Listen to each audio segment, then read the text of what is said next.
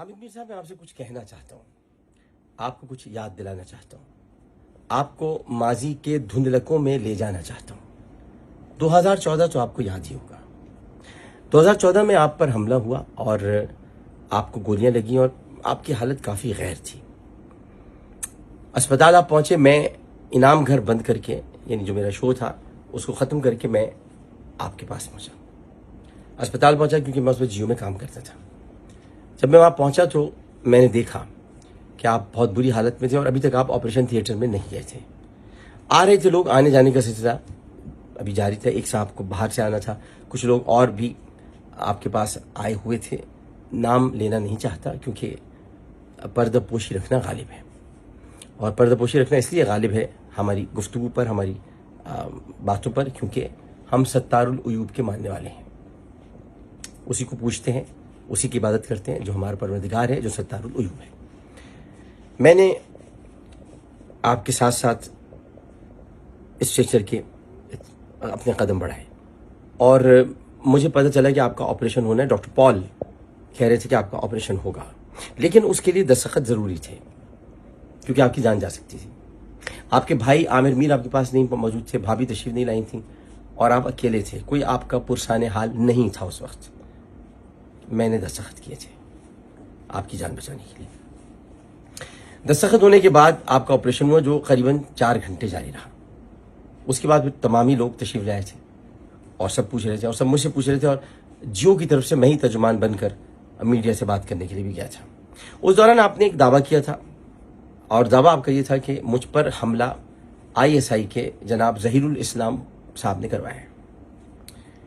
ہم سب آپ کی بات سن رہے تھے، میں آپ سے متفق اس وقت بھی نہیں تھا، لیکن چونکہ آپ کی حالت بہت غیر تھی اس لیے میں آپ کا ساتھ دے رہا تھا۔ میں نے 17 مرتبہ جیو کی اسکرین پر آ کر آپ کے ان جملوں کی معافی مانگی، اور پھر جب بعد میں کمیشن بنا اور کمیشن کے سامنے آپ پیش ہوئے اور بیان ریکارڈ کرایا آپ نے، اس میں آپ نے انکار کر دیا کہ میں نے یہ بات جو کہی تھی وہ غلط تھی، ایسی بات نہیں تھی۔ آج تک وہ کمیشن کی رپورٹ منظر عام پہ نہیں آ سکی۔ میرا پہلا سوال آپ سے نہیں ہے بلکہ ISI سے، کہ وہ رپورٹ کیوں منظر عام پہ نہیں آتی جس میں انہوں نے یہ کہا ہے، باقاعدہ کہا ہے کہ ظہیر الاسلام کا اس واقعے سے کوئی تعلق نہیں تھا۔ آپ کو ڈھیل دی گئی، یا آپ کو ڈھیل دی گئی ہے، آپ کو کچھ نہیں کہا گیا۔ آپ پھر لندن چلے گئے بیٹی کے پاس، آپ کی طبیعت ابھی ایسی نہیں تھی کہ آپ پروگرام کر سکتے، اور آپریشن کے بعد آپ نے سب سے پہلے مجھے ہی بلایا تھا، مجھ سے ہی باتیں کی تھی، اور مجھ سے جو باتیں کی تھی وہ صرف امانت ہیں، میں کبھی وہ باتیں نہیں دہراؤں گا۔ میں امانت دار آدمی ہوں، بہت ساری باتیں میں نے اگر بول چینل پر بھی کچھ باتیں کی ہیں تو وہ اتنی ہی کی ہیں جتنی کرنی چاہیے تھیں، باقی اس کی پھر میں نے ظاہر ہے کہ کچھ جملے جذبات میں ایسے تھے جو قابل گرفت تھے، تو میں نے عدالت میں معافی مانگی اور میں اپنی معافی پر قائم ہوں۔ لیکن میں آپ سے یہ کہنا چاہتا ہوں کہ جو آپ کے نظریات اور خیالات ہیں، اگر آپ اس سڑکوں پر کہنے کے بجائے اپنے دل میں یا اپنے دوستوں میں محدود رکھیں تو کیا مناسب نہیں؟ کیونکہ یہ آپ کے خیالات ہیں، یہ قوم کے نہیں ہیں۔ میں آپ کے خیالات سے متفق نہیں ہوں، لیکن آپ کی عزت کرتا ہوں۔ بس ایک چھوٹا سا کام مجھ سے نہیں ہو سکا، لیکن بات یہ کہ میں عزت کرتا ہوں میں۔ اب یہ تو نہیں ہوگا نا کہ آپ سڑکوں پہ کھڑے ہو کر کچھ بھی کہتے پھریں۔ جناب آصف غفور صاحب نے آپ کو عزت دی، آپ کو بلایا، آپ کو پریس بریفنگ میں بلایا، تعلقات سب بحال کرنا چاہتے ہیں، غلط فہمیاں دور کرنا چاہتے ہیں، لیکن اس کا یہ مطلب تو نہیں ہے کہ آپ کھڑے ہو کر آپ نے کیا کیا کہا ہے، اور آپ کہہ رہے ہیں وہ نامعلوم افراد نہیں ہیں، ہم ان کو جانتے ہیں، تو بتاؤ نام ان کا، بتاؤ نا، اگر آپ جانتے ہیں تو بتائیں، ہم سننا چاہتے ہیں۔ اور پھر اگر آپ کہیں گے تو واللہ قسم پروردگار کی جس کے قبضے میں میری جان ہے، میں وہ سب باتیں بھی منظر عام پہ لے آؤں گا جو آپ نے مجھ سے کبھی کہی ہیں۔ لیکن آپ وہ وقت یاد رکھیے، مت بھولیے گا کہ آپ تکلیف میں تھے، آپ درد میں تھے، اور آپ کا بھائی آپ کے ساتھ کھڑا تھا۔ پھر آپ نے مجھ سے کہا اپنے شو میں جانا عامر عالم آن لائن میں، اور میں نے گالیاں کھائیں اس پر میں نے گالیاں کھائیں، اور آپ نے کہا یہ کہنا کہ جب میں اسپتال پہنچا تو میں نے پاکستان زندہ باد کے نعرے لگائے، اور میں نے میں تو سادگی میں ہی مارا جاتا ہوں، کبھی مجھ پہ تیسری شادی کا الزام لگ جاتا ہے، کبھی کچھ لگ جاتا ہے، سادگی ہے میری کہ میں کرتا کچھ نہیں ہوں لیکن ہو کچھ جاتا ہے میرے ساتھ۔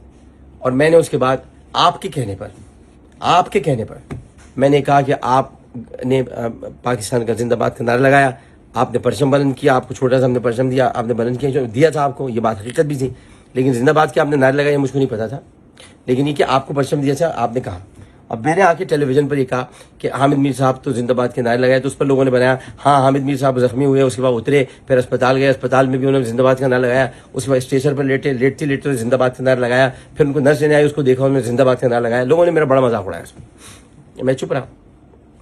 لیکن اب آپ جو کر رہے ہیں، آپ کے پیچھے میں لگ جاؤں گا، میں آپ کو بتا رہا ہوں یہ غلط کر رہے ہیں آپ۔ تحقیقات کے بنا کسی بھی ادارے پر الزام لگانا بہت تکلیف دہ ہے، بہت برا ہے۔ حالانکہ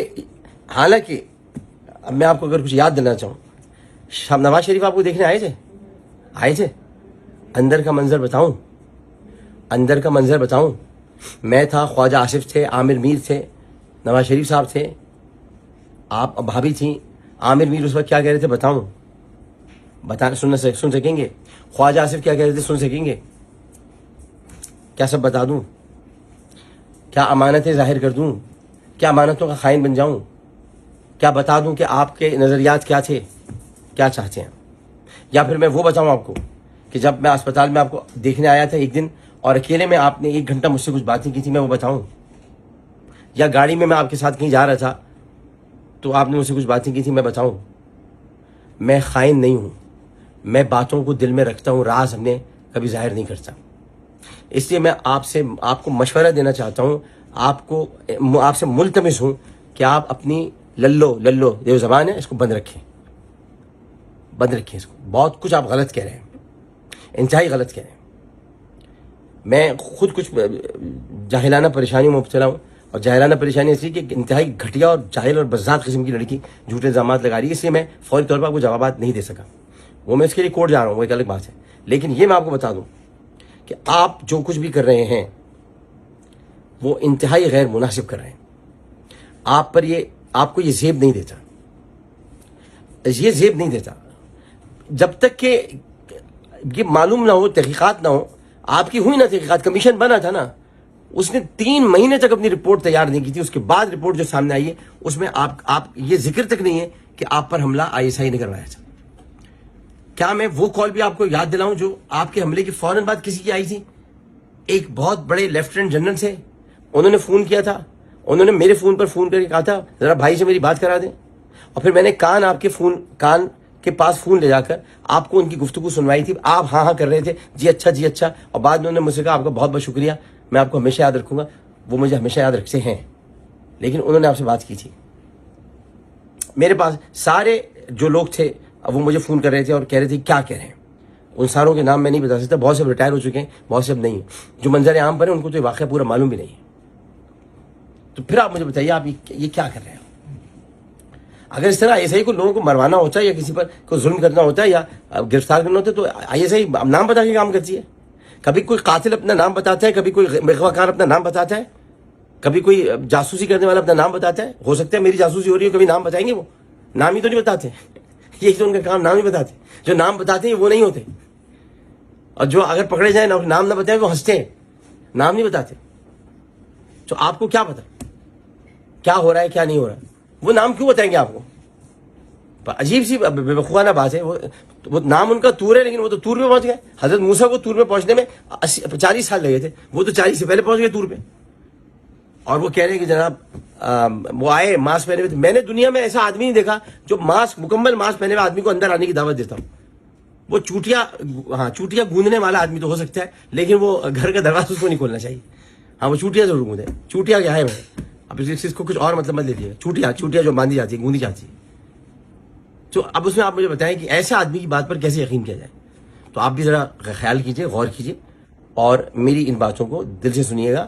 میں آج بھی آپ کی عزت کرتا ہوں، آپ سے محبت کرتا ہوں۔ کہیں ایسا نہ ہو کہ محبت جو ہے وہ ساجن والی محبت میں بدل جائے، اور اس کے بعد پھر آپ کو بھی چننا پڑے میں ادھر جاؤں کہ ادھر جاؤں۔ اب میں کیا کروں؟ آپ آخر میں لوگ آپ ایسی محبت میں مبتلا ہو جائے کہ آپ کہیں میں کس سے محبت کرتا ہوں یہ مجھ کو پتہ نہ چلے۔ تو ایسا نہ کیجیے گا۔ بہت بہت شکریہ۔